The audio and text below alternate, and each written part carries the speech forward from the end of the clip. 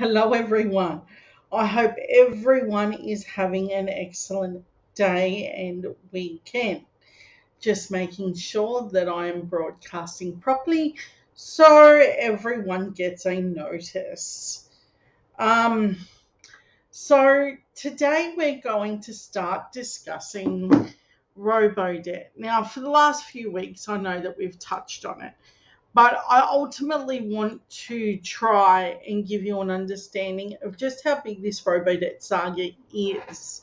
Now, for instance, it will be with little snippets of parts of robodebt that I've found on Twitter. Now, what you might not know is that there are actual moments where you hear them admit to certain things that is going to blow you away. There's that. Um, we're going to discuss the activist that got bail that should never have gone to any jail at all. We've got a famous Bridget rant with the hair swish and all. We've got an incident with Carver. That's a Pacific Island drink that alcohol, and apparently someone doesn't know how to hold it. There's a branch stacking incident with the LMP. What's new? Um, Same day, different state. Uh, does Bruce Lehman have another victim? We're going to talk about if food bank, how to give to a food bank this time of year. Uh, Jacinta Ardern, how she is trying to help charity, and how we should treat retail workers, given this is their epic time of year. That and more. I hope you enjoyed tonight's breakdown, and let's start the show. Okay, so first we're going to talk about robodebt. Now, if you don't know how big of a problem this was, let me give you a quick synopsis. Robodebt created an algorithm. This algorithm they were doing by averaging. So they averaged out if you had a debt. None of it was deemed legal, and there was many times that they were advised not to do this and did it anyway. So tonight we're going to hear them actually say that they knew it was wrong. So take your seat, grab a drink, and enjoy the moment that you realize how bad this one was. So here we go. Why won't it? Okay, there. Okay.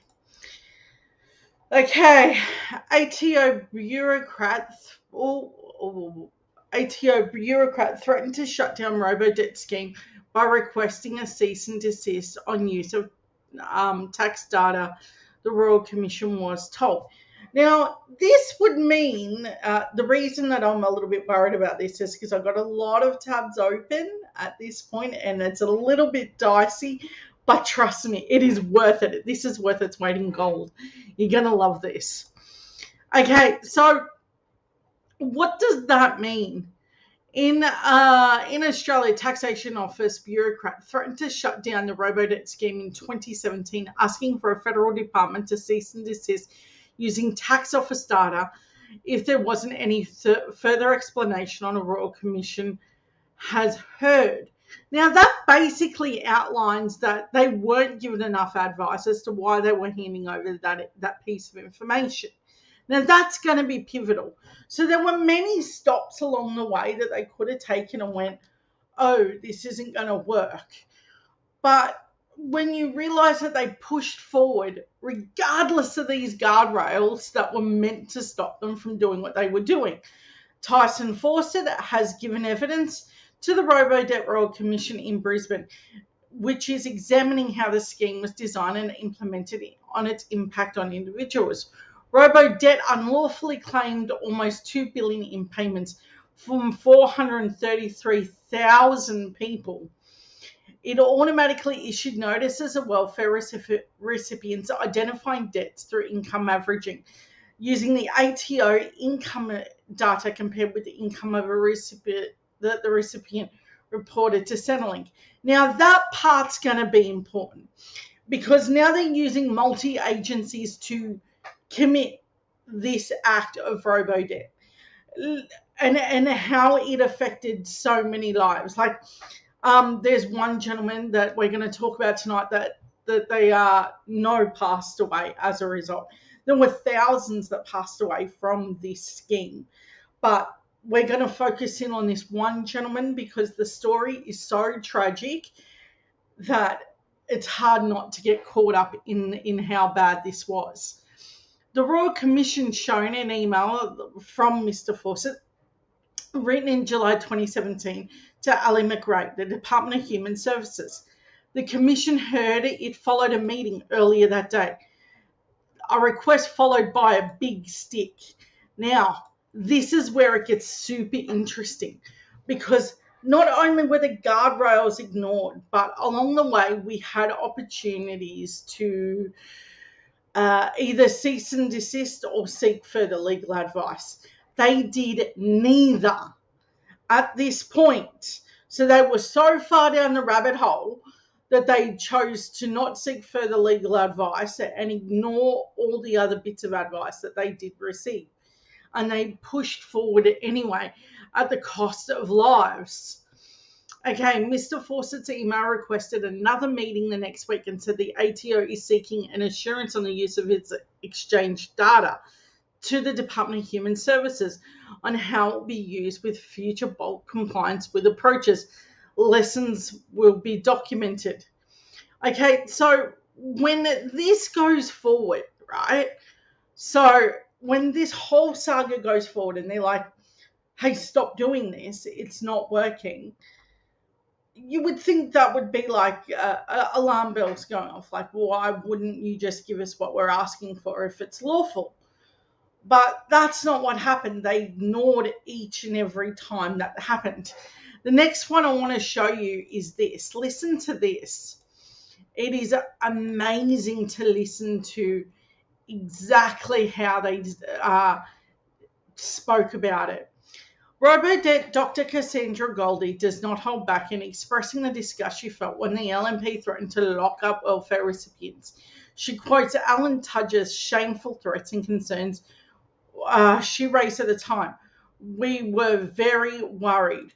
Now that sets it up as a really, really good moment to understand just how serious this thing was.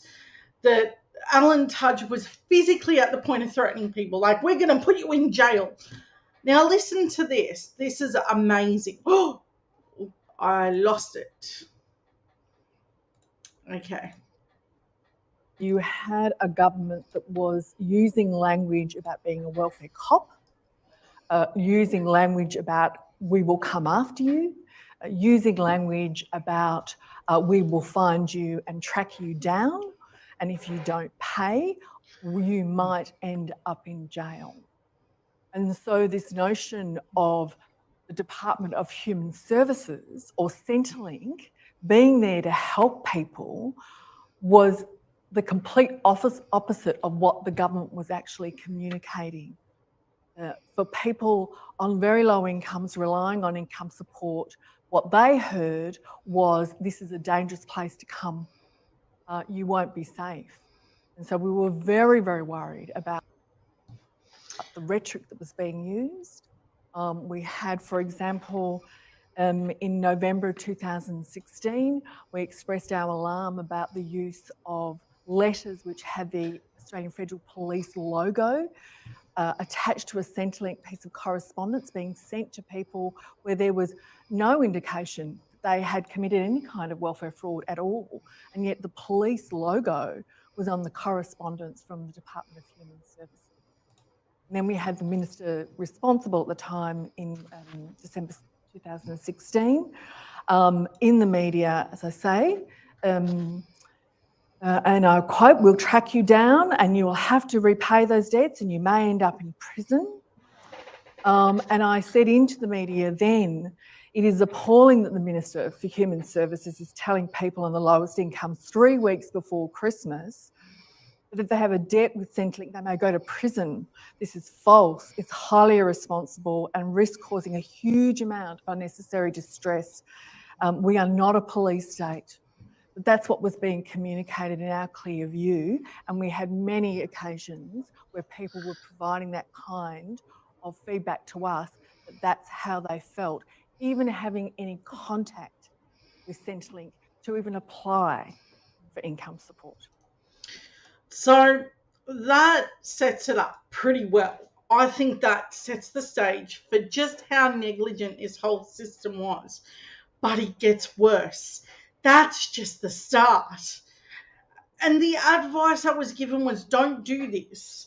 So along the way, you're going to hear them say, hey, you shouldn't be doing this. And they went through with it anyway.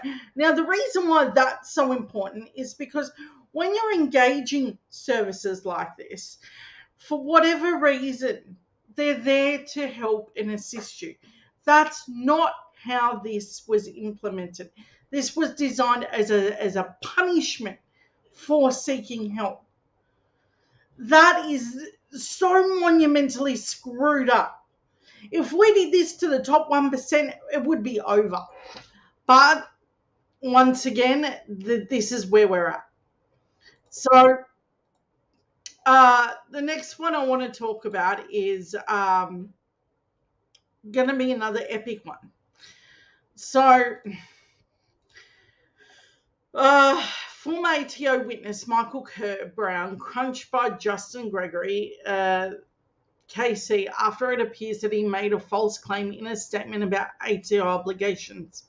Tries to weasel out of it until he has nowhere to run, but instead of a concession, he chooses not to answer. This is where you start realizing that there may be real liability issues. When they start avoiding the very facts, that's where we're at. Okay, so listen to this one. Drafting the minute in January 2017, there was still no protocol developed by DHS in consultation with the ATO under the guideline, was there?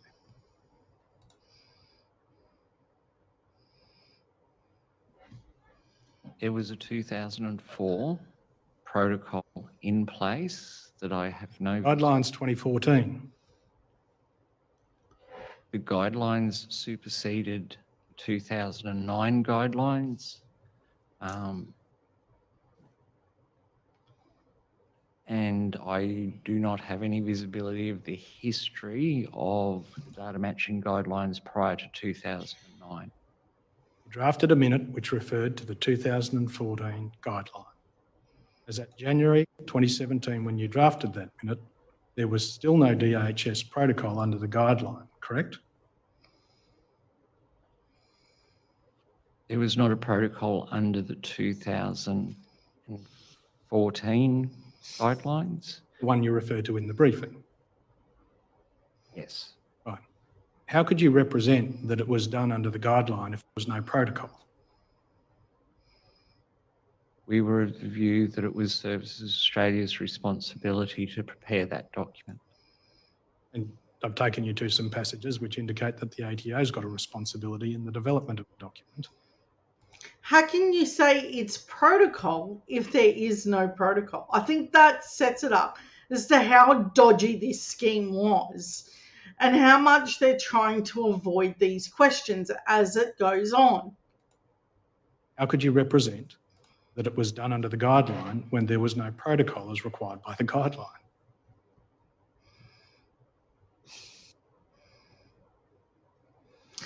So now he just says nothing. He chooses not to answer, which I don't know if you can do that, but he's doing it. But don't have an answer to that question. But then it gets, wow, it gets worse. So then we start seeing just how snaky the whole thing looks. And I start realizing they have to start, admitting to some things, because there are documents that back up the questions, because they're not just asking rando questions, they've got facts on their side. So these people are sitting there knowing damn well that there is documentation to back it all up, and they're still trying to do that. Well, I don't know. Do you know?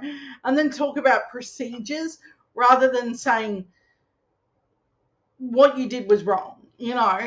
Listen to this next one and tell me what you think when you hear this one. With RoboDebt overwhelming evidence suggesting former DSS Secretary Serena Williams pushed for income averaging, knowing it was illegal. Gregory Casey absolutely blistering as she squeezes out some admissions in that process. Now, this one is going to be a big one, because I think you're going to hear way more than what they intended to let you know.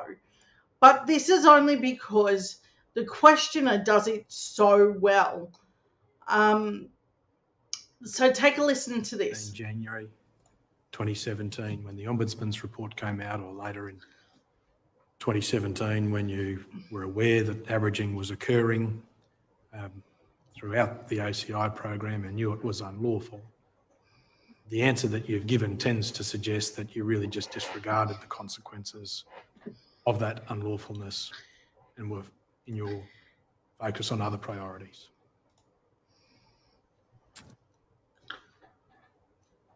I don't believe I disregarded the consequences of the unlawfulness. You kept them in mind, but you didn't do anything about it. I could have acted and I didn't. I was very concerned. The point is, you took no steps to do anything about a scheme that you knew was unlawful, irrespective of when you knew that.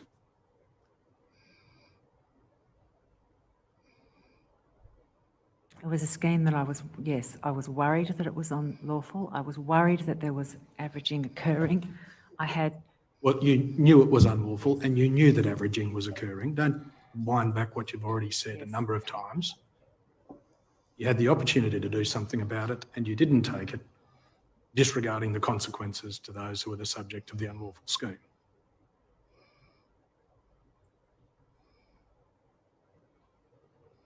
I could have acted and I didn't.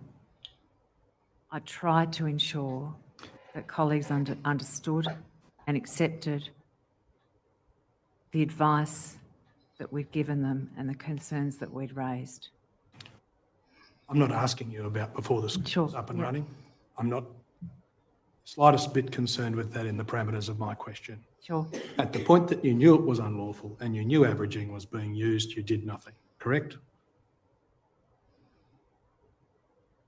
You took no step to stop it. I took no step to stop it. You were in a position to do something about it as a Deputy Secretary of the relevant department. So that's going to be super important, that they knew it was illegal. They knew that they should have stopped it, but didn't. That part sets it up for what happens next.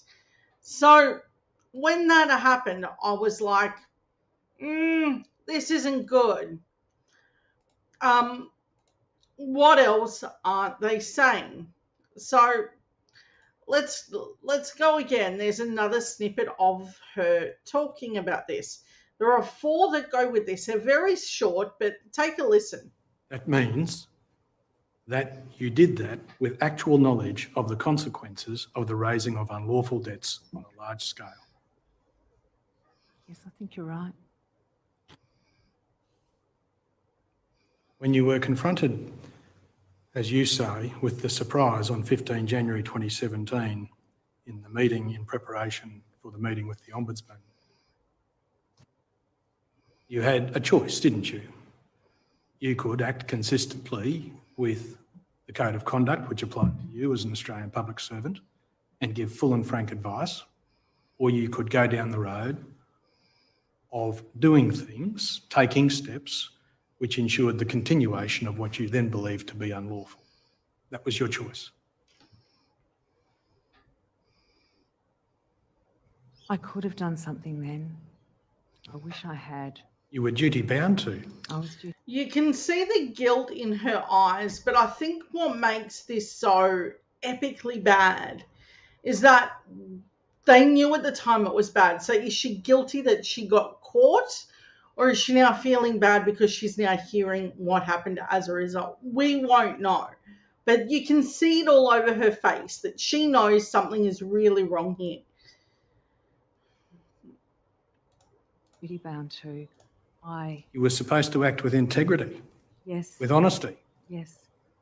You were supposed to give full and frank advice. Yes. You breached the code of conduct by your deliberate choice. Yes. And as Ms McGurk's notes show, and I ask you to confirm, you did not raise one hint of the 2014 advice when you met with the Ombudsman's representative on 16 January 2015. Now, that part's going to be important.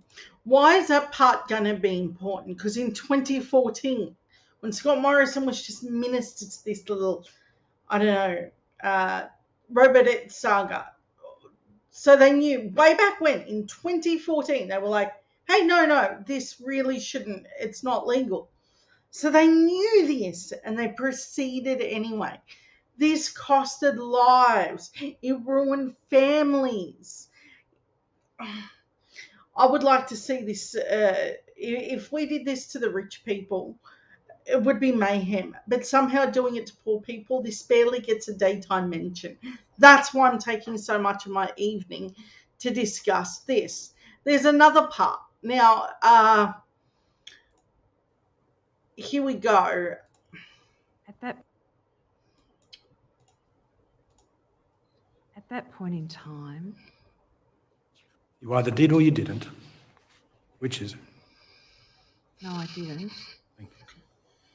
And you were called in to lead the meeting with the Ombudsman, weren't you? Yes, I was, which was unexpected.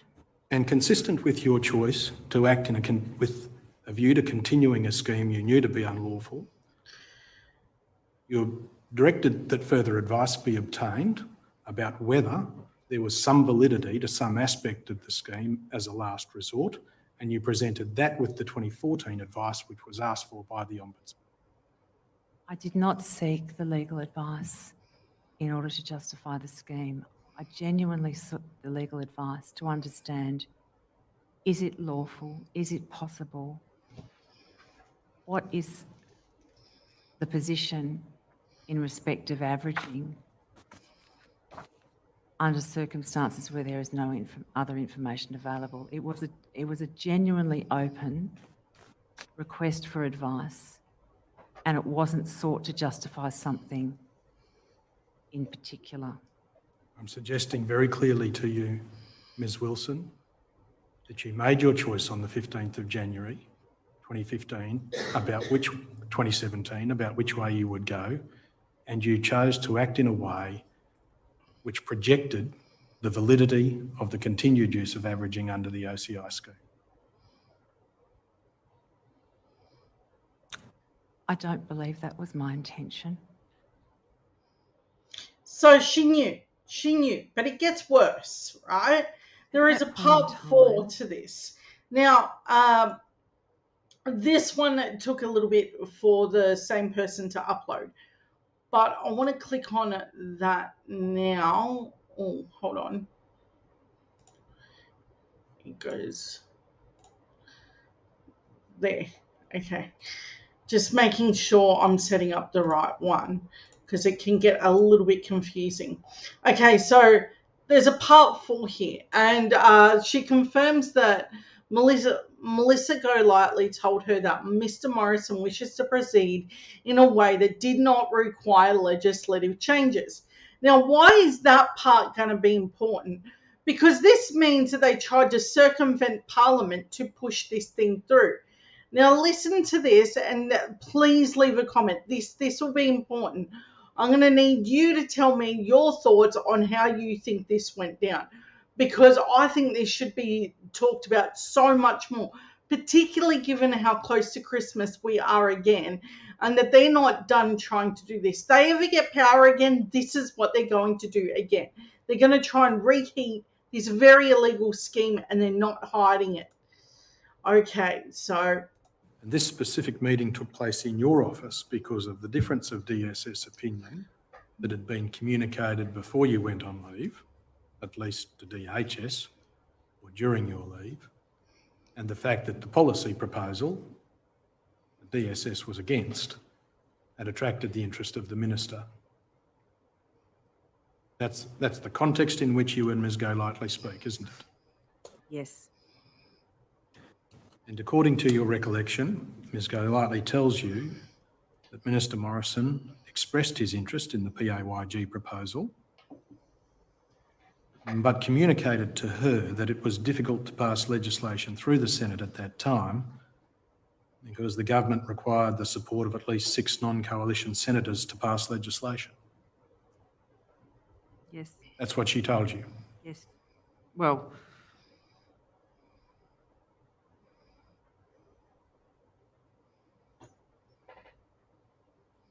she reflected on the difficulty of legislative passage. Yes. And as a consequence, I was told that Minister Morrison wished to proceed in a way that did not require legislative change. Okay, to be clear, I read that as a continuation of what the Minister had expressed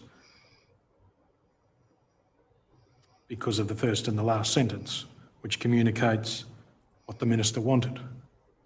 You're saying that, according to your recollection, it was Ms Golightly who said, we're going to find this difficult because the government doesn't hold the balance in the upper house. I think it was intended to be a contextual statement that she reflected on.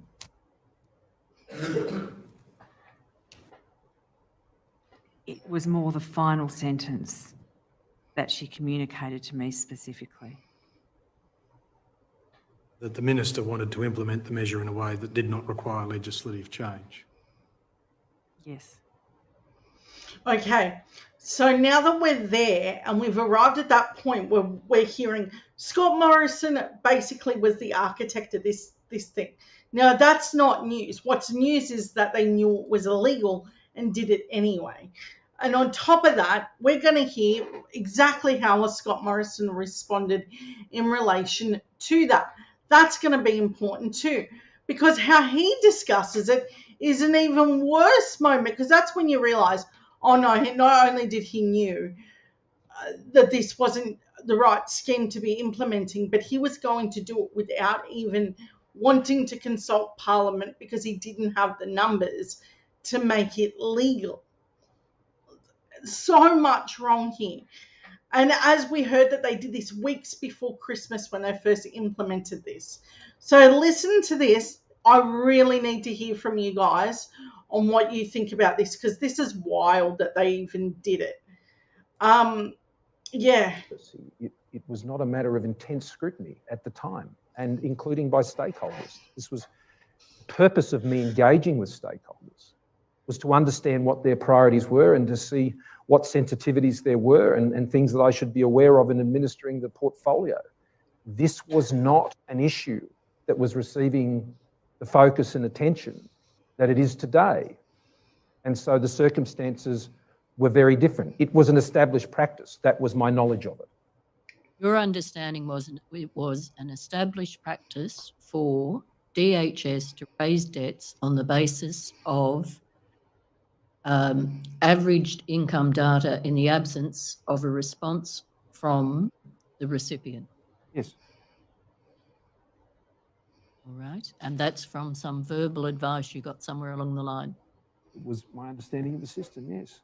Well, it's one thing to say it was your understanding. I'm just trying to get to how you got that understanding. You're asking me to try and describe to you how I knew something in 2015 in January.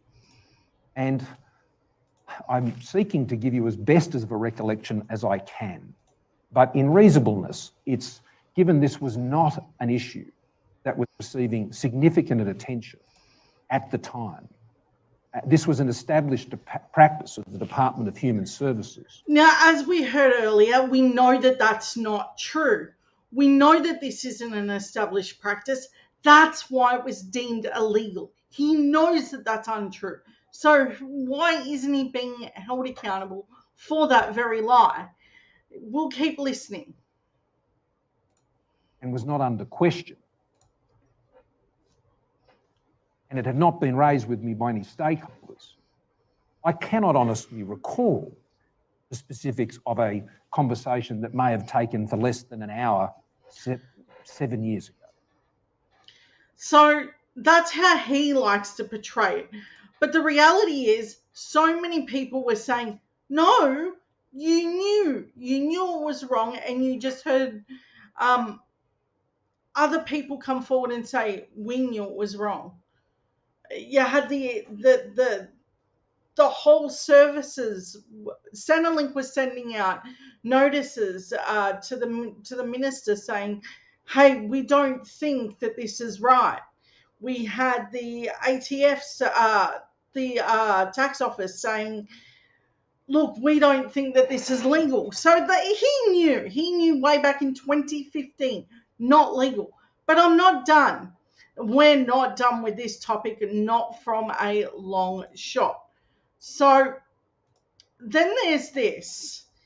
Okay, so I want to set this up so you understand how heartless they were about this scheme and just how damaging they planned on being. It was late in 2020 after the evidence of the human cost of robo-debt was well known, and yet the cold-hearted responses of Stuart Roberts gave to Sky News when being confronted with some of the shocking reports. This needs accountability, and we need it yesterday because this is so bad. Listen to this. I'm going to take you through this catalogue of warnings about what this scheme, I guess, has done to people that was in the pleading. So 23rd of October 2017, the Commonwealth's escalation team came into possession of a document recording a person who'd received a robo-debt, had a conversation with Compliance Queanbeyan. The person became quite upset and advised me that after the phone call they would kill themselves. On 26th of October 2017, 3 days later, a person who'd received a robo-debt notification had a conversation with Customer Compliance Queanbeyan.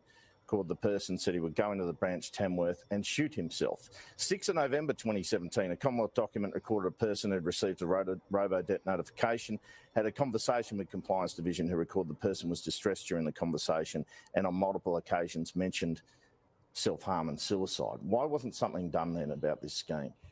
Notwithstanding that the government hasn't accepted the list of allegations that Gordon Legal put into court. The government doesn't accept it. At what point do you go to this big godly man and then go, we don't accept the premise of that question? How inhumane do you have to be as a human to do what they did? And I said, oh, wait a minute, mister, we're going to pay your internet bills. And not only did you drag your feet in paying that back, I want to know where those Rolex watches are. Mister, you need to hand over everything. What you did here is disgusting. And you did it underneath the guise of being this godly man. No more. There needs to be jail terms for this. Someone literally said, I'm going to harm myself. They knew it wasn't legal. Now we've got this. And they're like, well, I just don't accept that. That's terrible. On this occasion, it's been proven many of these people just didn't owe the money, did they? Well, nothing's been proven in that regard, Andrew. What's been shown... I don't think you've handed over $1.2 billion. Class action did prove it, actually. That's the facts. Class action proved that a lot of these debts weren't right. So what is he on about? $2 billion had to be, paid back to people. And that's just some of the people. A lot of them didn't go on to the class action. Was for no reason. Well, we've handed it over because the basis of collecting using averaged income data from the ATO is insufficient. That's the reason. Do you accept that a lot of people had debt collectors chasing them for money which they didn't owe? The use of debt collectors is a long-standing practice of multiple governments to collect debts. Yes, but do you accept that there were many people who had debt collectors chasing them for thousands of dollars when they didn't owe the money. I accept that the basis upon which debts were raised was not sufficient, and that's why it's being paid back. They're monsters. They really take you are through the- monsters. But they're not just monsters on one level. They're monsters on multiple. If they ever get power again, they're going to do this again. They don't have a lick of remorse. I want to see justice for these people. It's horrendous what they got away with here. There are two cases in particular that keep getting raised. I mean, they're pretty distressing. Reece Calzo, 28, who took his own life after being pursued by debt collectors in 2017.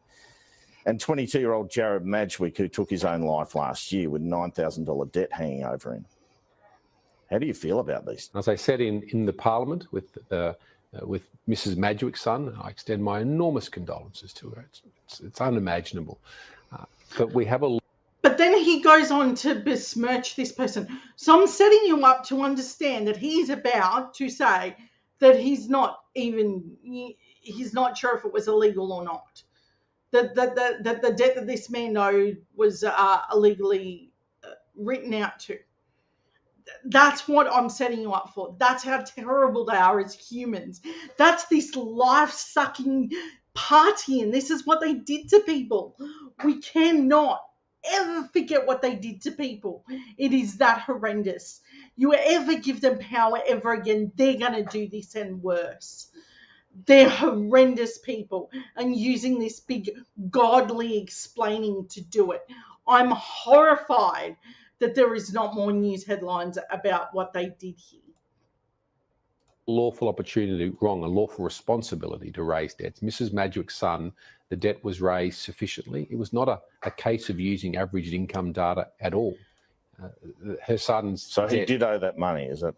sufficiently and lawfully, and it wasn't raised as a matter of average. Yeah, prove it. Because there's a lot of money that had to be paid back to people.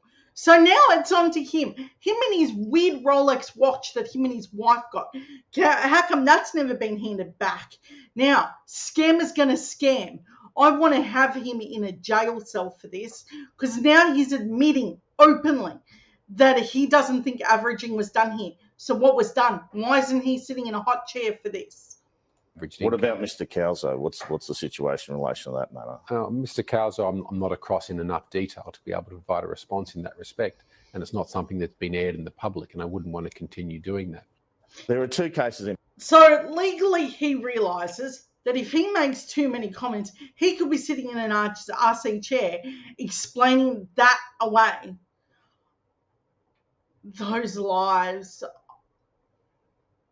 I'm trying to remain calm, but I've had to watch a lot of these testimonies. It's beyond heart-wrenching to hear that people tried to say, please don't come after me for this debt. I don't even think I owe it. Can you not pursue me this way? Can you not have debt collectors at my door?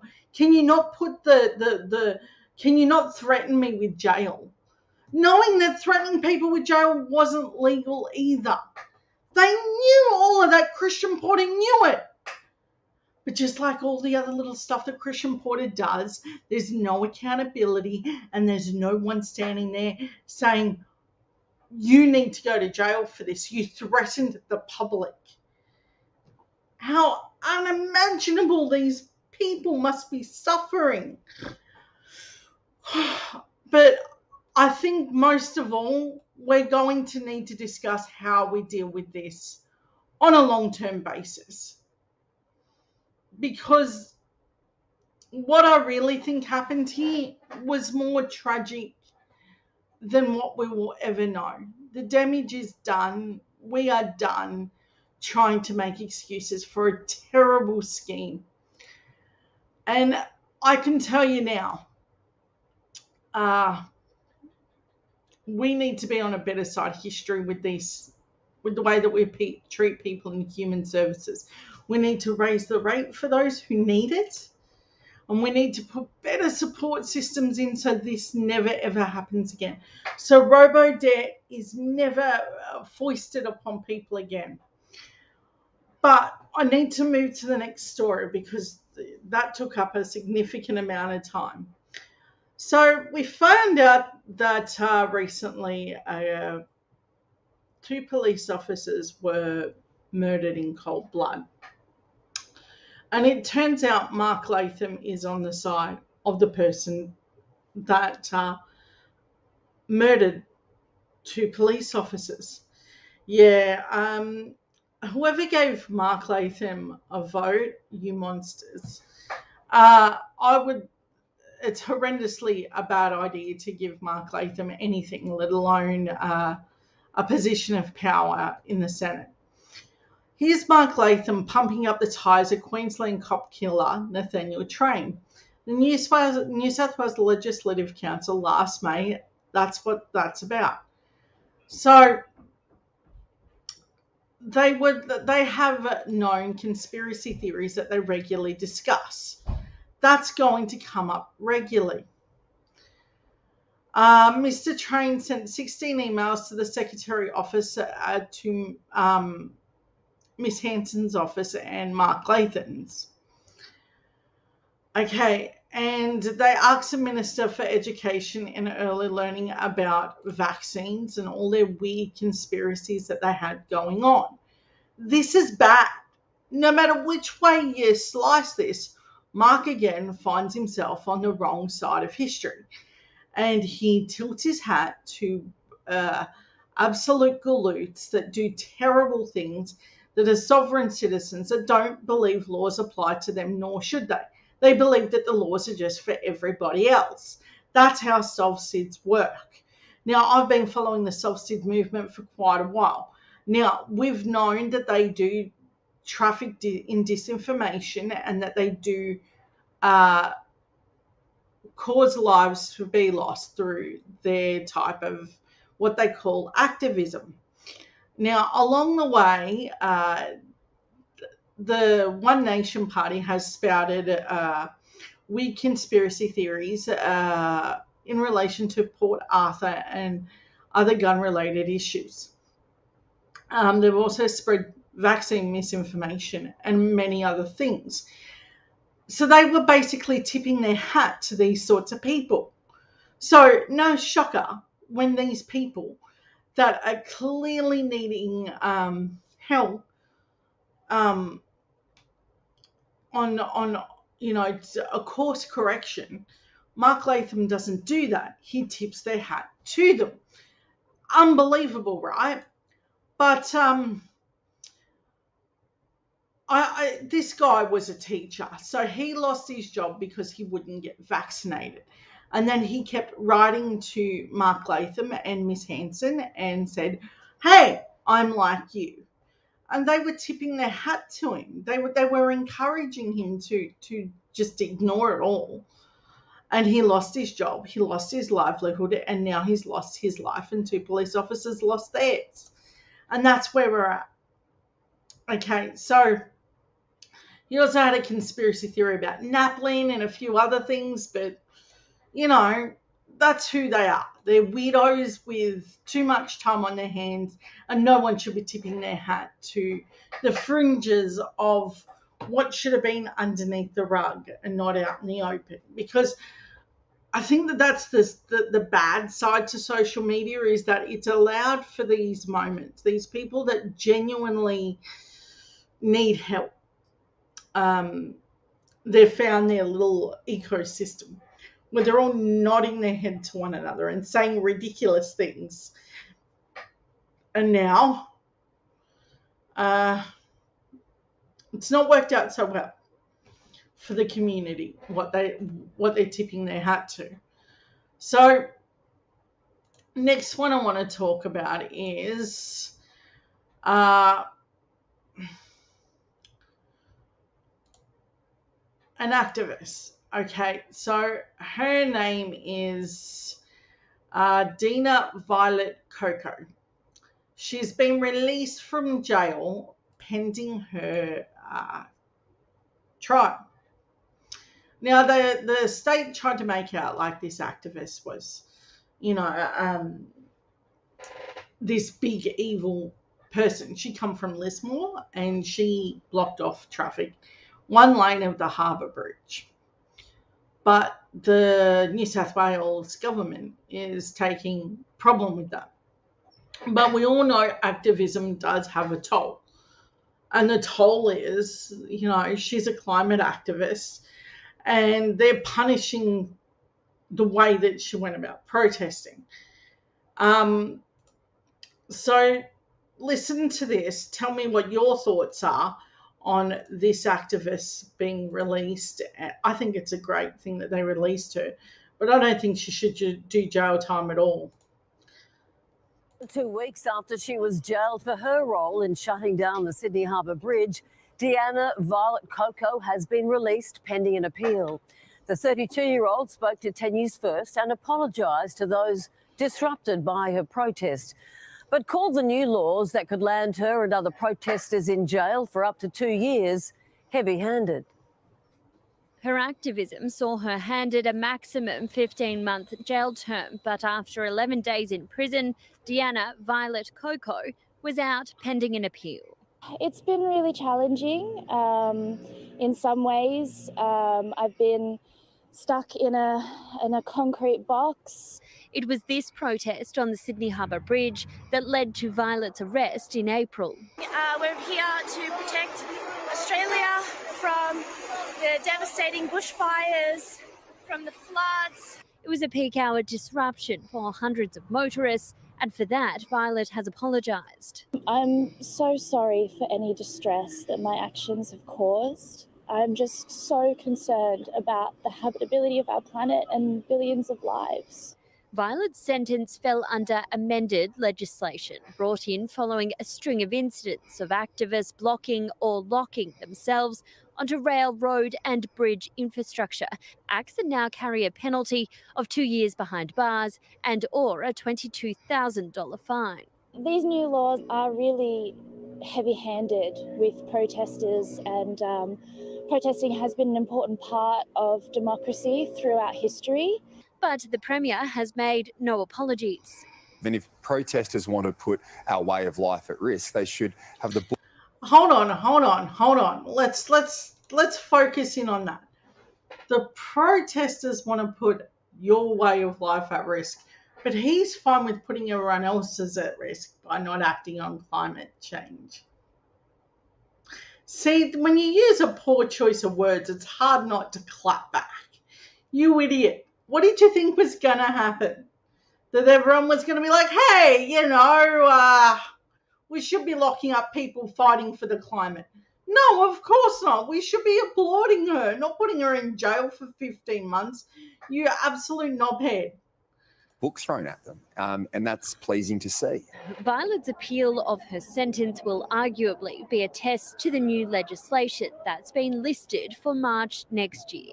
In the meantime, she can't go within a kilometre of the Harbour Bridge and has until the end of the month to leave the city. Oh, I'm just so grateful and happy to be home for Christmas, to be honest. Samara Gardner for 10 News First. So this woman comes from Lismore. Beautiful Lismore, which experienced very bad floods. Now keep that in mind as they're worried about their way of life, living in inner Sydney, where the harbour bridge is. They're worried about their way of life as all of her friends and family had their homes inundated with floodwater that no one really was keen to act on. Are you kidding me? This would almost be laughable if it wasn't so bloody serious. But sure, tell people that this is how it's responsible. I mean, seriously. I don't think they realise exactly how stupid that sounds. So the next one I want to talk about is Bridget McKenzie. Never one to shy away from a stupid moment. So she ranted about... If you don't know, Republicans in America take a very heavy-handed and call everything socialist and woke and all that kind of stuff. The Australian Liberals have tried to adopt this same rhetoric. It's a big fail. Not only is it a big fail, but people are actually a little bit better educated here. And her weird little hair swishes just don't do anything. We look at her and go, what was that? That didn't make any sense. We are now stupider for having listened to you. What is wrong with you? So it's no surprise that they pull these stunts, but it becomes more of an issue when they pretend like they're saying something meaningful. Yeah, so take a listen to this and tell me what you think. So you're going to have Bowen and Bant rocking up at your door, spanners in hand. Let me take out your cooktop. Let me take out your cooktop. Yeah, that doesn't make sense to you, does it? It's weird, isn't it? It's weird hearing a lady say, Adam Bant's going to come to your house to take out your cooktop. You can't make up how incredibly stupid she thinks the public is, because we're not buying the whole idea of this big gas thing that they want to do. We want to do renewables. She knows it. I know it. Everybody knows it. And they know that gas is not the future. They know that it's a pissing contest for the big energy corporations. That is just a fact. However, they want to get there a whole nother way. And your gas barbecue. There goes the barbecue. If you've got a gas bottle in the shed because you like to go camp. Like the terrible weekends. You wouldn't have a weekend if you got an electric ute. Weird, isn't it? That they have these weird things where they think it's like ending something because you're dealing with a problem. Because ineffective climate policy means that you should just keep doing nothing. So they have to make up this weird rhetoric to go with it. Look with on the weekends. They're going to take that away as well. I saw Bridget McKenzie say I was going to be, I think she said, knocking on the back door, or ramming down a back door with a spanner, taking out people's gas cooktops. I'm not technically up to it. I'm not qualified. I'm not that good a handyman. And that's just the sort of shrill sort of, ridiculous nonsense we've come to expect from the National Party. Earlier in the year, apparently we were ending the barbecue. We've ended the weekend previously. The laughable, shrill rhetoric that you see from the Conservatives in the Parliament today. They're a rump. They've made themselves an irrelevant rump. Yep. And I think Chris Bowen is right. It's a joke. And while I'm talking jokes, apparently Penny Wong had a foreign ministry delegation in where was it? Okay, hold on. Micronesia. I knew I'd get there. It was right on the tip of my tongue and it just escaped me. So take a look at this. How ridiculous. So Michael McCormack drank 5 bowls of kava because that's, what a pisshead does. I'm going to call it what it is. Penny Wong invited the opposition because that's what you normally do. You invite the opposition along and then you're like, you should hear the same briefings we're hearing. Penny Wong has kava, but she only had 1 and sipped it responsibly. Not Michael. He didn't just have 1, he had 5 and then wondered why he ended out in the hospital.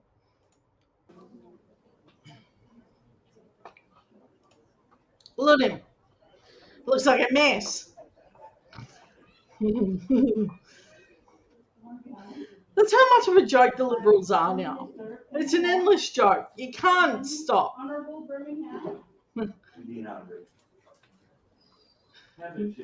meaning to fan him. It's so... No, you can't make this up. So, he's admitted that it was a stupid thing to do, but here's the quote I love the most. McCormick joked that DFAT would now need to enact the McCormick principle by warning politicians about Seku consumption before future Micronesian visits. I actually think that it'll be on the next briefing papers. I think it'll be in bold. I think it'll be underlined. It may even be printed in red here. Despite the ordeal, former Nationals leader said he would continue to drink kava and visiting the Pacific if I'm up north, or I'll just be taking a sip as Penny Wong sensibly did. Yeah, as Penny Wong sensibly did. This is what I mean. They look like an endless joke because they are. They look this ridiculous because they can't do much else. But I'm not done with the Liberals yet.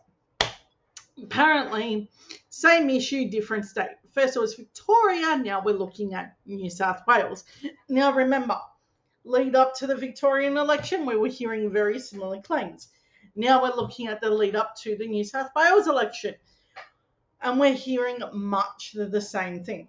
This means that it's not just a state issue, it's a national issue with the Liberals.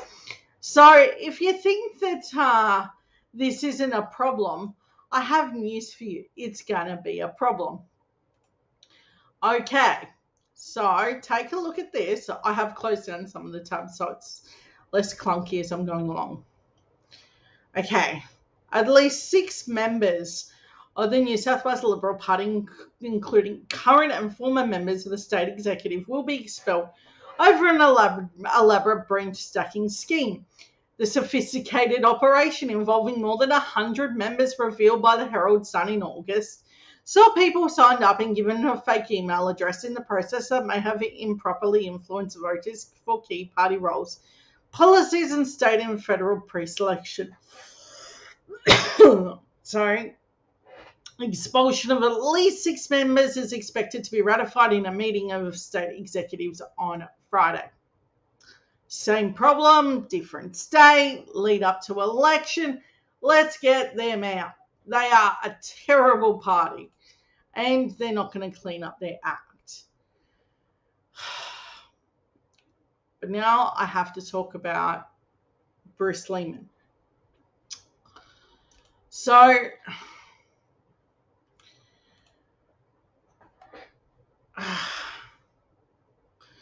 listen to this, and I'm wondering what your thoughts are going to be when you hear this, because it's going to be an awful moment for Brittany Higgins and any other women that got caught in Bruce Lehman's crosshairs. Prime Minister, what's your initial reaction to the story that a second woman alleges she was raped by the same man who's accused of assaulting Brittany Higgins? Well, I'm very upset about those circumstances, and particularly for the young woman who I don't know who that is, and nor do I need to know who that is. That is a very distressing event. I can only say that at all times the ministers who had knowledge of this incident that took place at Parliament House at all times sought to have that matter taken up by the police and for it to be investigated by the police. See, now that's where you know that Scott Morrison isn't being honest about his role here. He's saying that the police should be doing this. Okay, at what point we were hearing in the trial with Bruce Lehman with the victim Brittany, we were hearing that police had given over information to the defence, information that he never should have had. So they were already compromised. So the police weren't acting in Brittany's best interests. So why would another victim be treated any better? So now we're looking at a second victim. This now looks more culpable than what I originally thought, but that's how these things always are. One person comes forward and there are normally many, many more. So I feel so awful for Bruce's victims. Police, I very much welcome the fact that is now occurring. That has always been what we sought to encourage, and I'm glad that investigation is now once again underway. Well, I'd simply say this. We at all times, the ministers who had knowledge of this matter and those who are in a senior position of the staffs that had knowledge of those matters in those offices, at all times sought to have this matter fully investigated by the police. Now, that is not something the government can force. We cannot do that. No, what it did was it deliberately obstructed details and got dry cleaners in and totally screwed up that whole investigation. But sure, the neighbour that takes out your bin Mick Fuller, the cop, running it in New South Wales. I'm sure that there was no bias there at all. And I'm sure that the detail that had just slipped out where Brittany Higgins was in hospital. See, when you tell a lie enough, it becomes a problem. And as a result, it had always been our position to encourage that. And indeed, Minister Reynolds facilitated a meeting. The one that called her a lying cow? Yeah, I know. The victim, a lying cow. Unbelievable. And if Bruce does have more victims, I hope that they take these people for the horrible words that they put out there about these victims. With the federal police to enable that process to commence.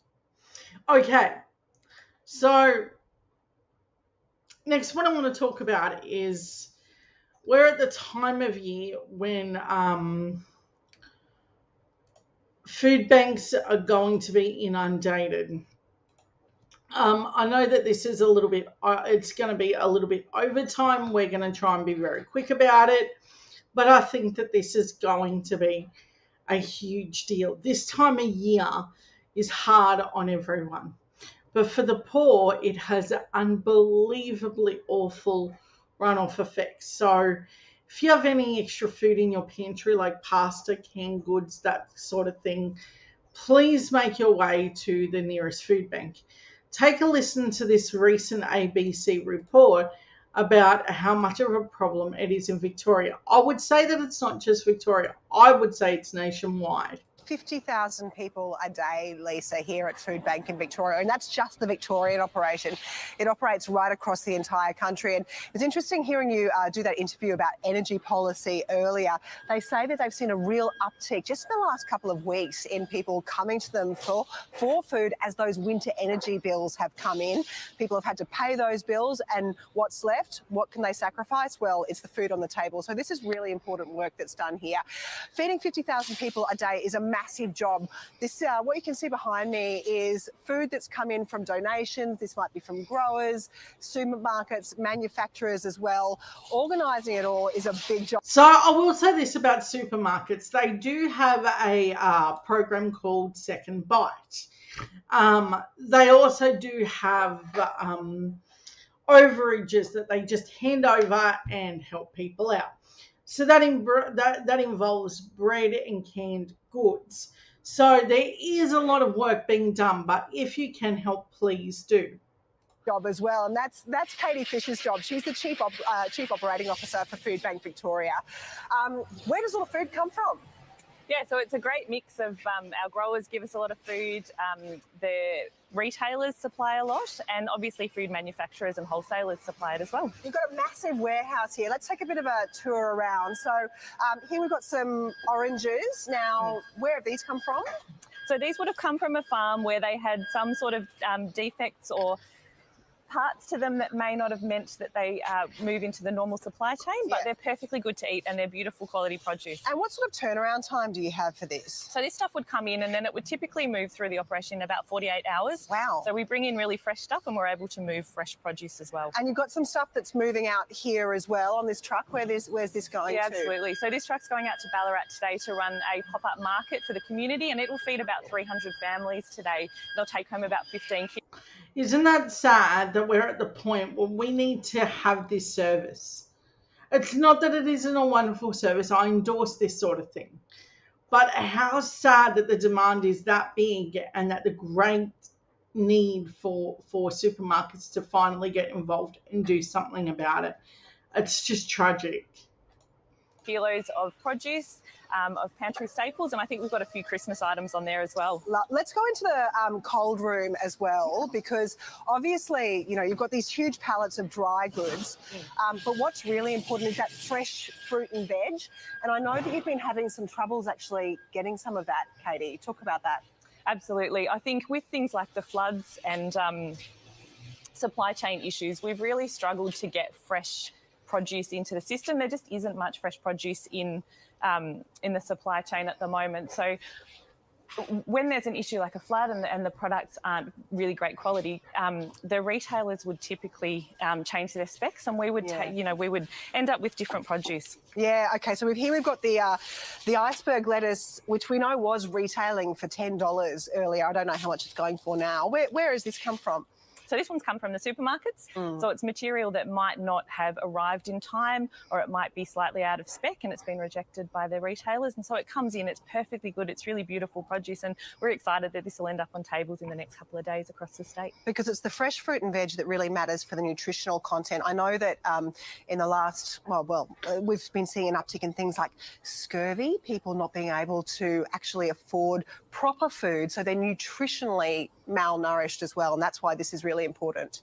Absolutely, and we have a huge focus on making sure that what we're moving through our network is healthy food, so fresh fruit and vegetables, and focusing on dairy and protein as well, just to make sure, as you say, that the nutritional quality of what we move is really positive. There'll be people at home today thinking, wow, this is great, I really want to help all of these families. What's the best way for people to get in to actually be able to contribute to this? So obviously we get a lot of product donated, but when there's issues like the floods, there just isn't much in the supply chain to be donated. So Foodbank Victoria is purchasing a lot of produce at the moment, and so our ability and the scale that we operate on lets us purchase in bulk. So in reality, the best thing and the biggest help is the funds to be able to purchase that stock. Right, okay, so donating rather than coming down to a food bank warehouse, actually giving some money is a really good way to do that. Yeah, absolutely. Okay, all right, Katie, it's a really big job that you do. I'll let you get back to it. Thanks very much for speaking to us this morning. So that's going to be an important part. But also I need you to remember that this Christmas is not going to be happy for everyone. So I want to talk about the retail workers' support. So they generally get a bit of a hard time. So I want you to see this and understand how difficult this time of year can be on them. So how bad is the situation for retail workers? Oh, look, unfortunately, it was terrible before COVID. It got worse during COVID, and it hasn't come down. So 85% of our members report being abused in the workplace over the last 2 years. 15 to 16%, terribly, it's been actually physical assaults in the workplace. And up to 12% report abuse that's sexual in nature, which is really disturbing material.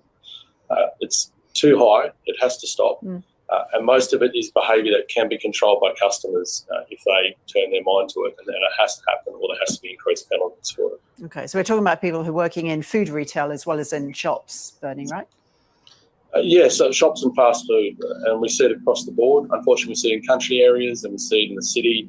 We see it in the inner city and in the suburbs. We see it happening to young members and happening to old members, and the people who are doing it are all age brackets too. So there's most customers, absolutely wonderful, but there's a subset which seem to think they're entitled to take out their frustrations on the people who are trying to help them, and it really needs to change. Yeah. Can you tell us some of the individual stories then that you've heard?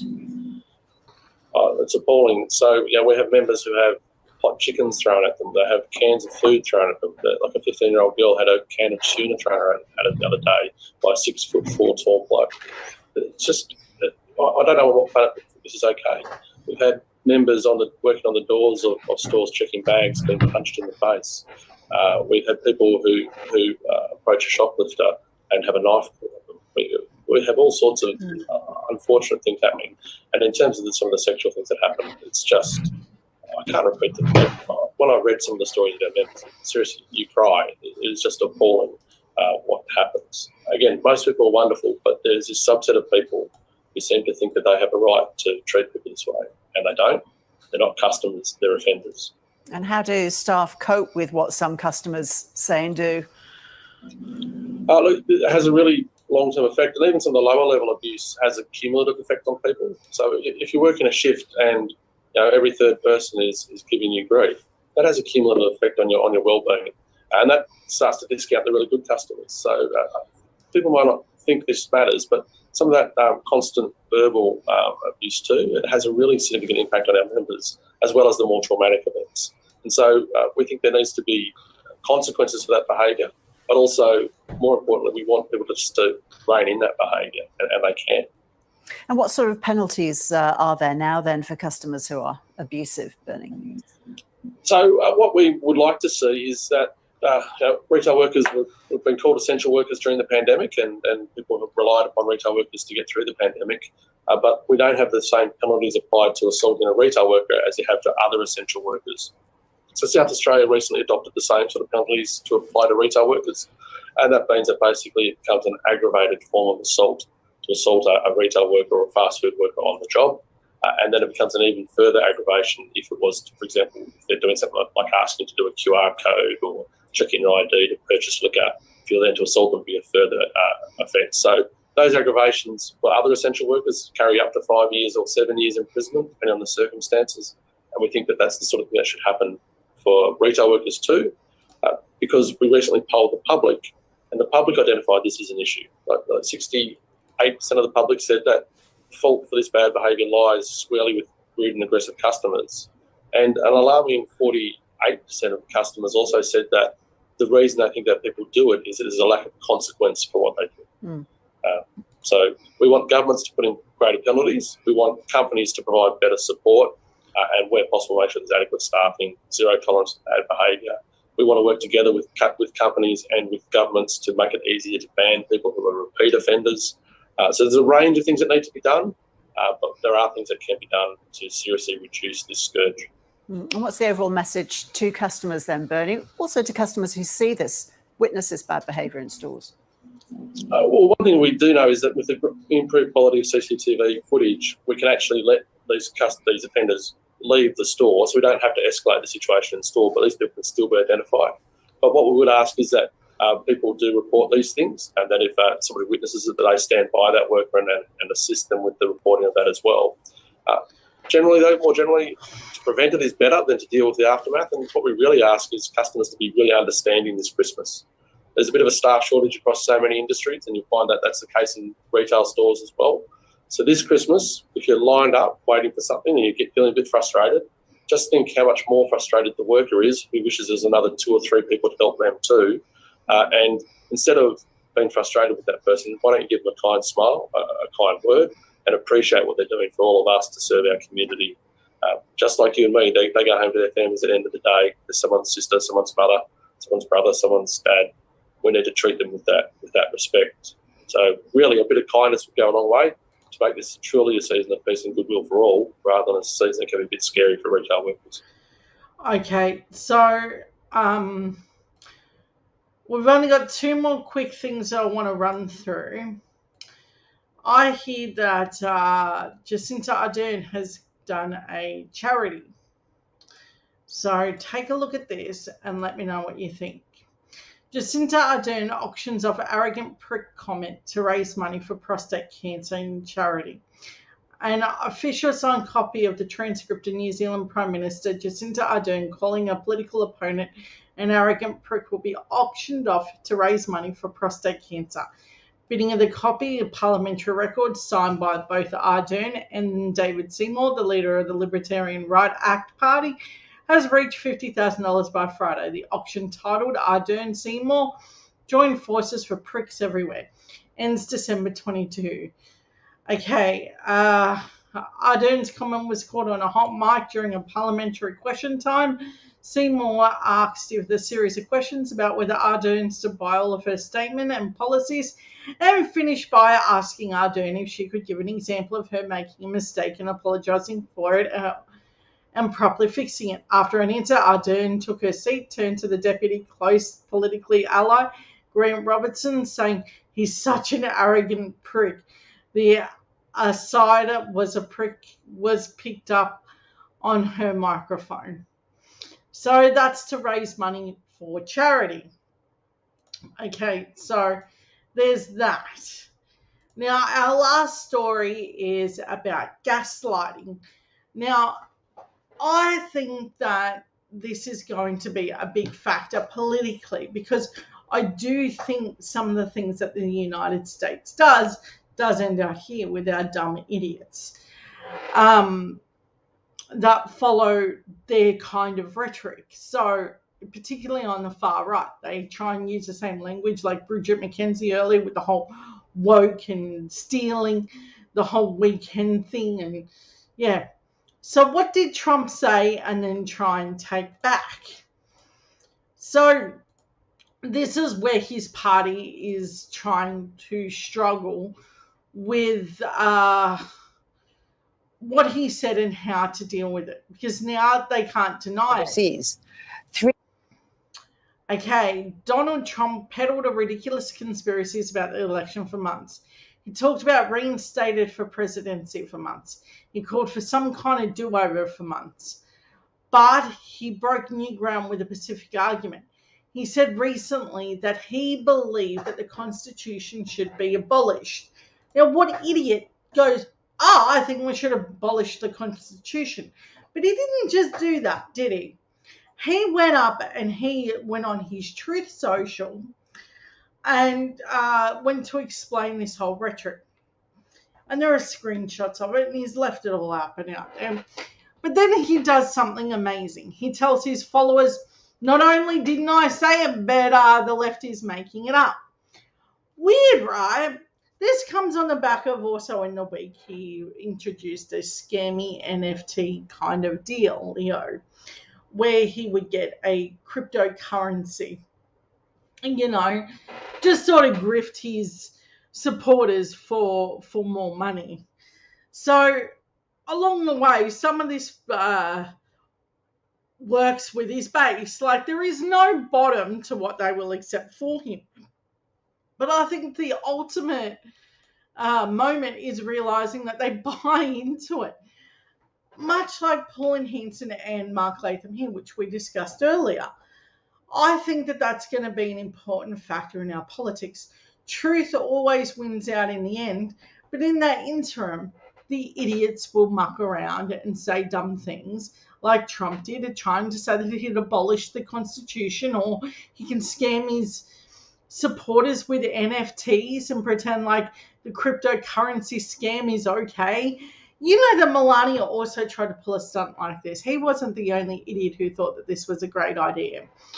But I'm hoping that down the line that they will realize that's all a mistake, and the Republican Party will rightfully put him out on his butt where he belongs.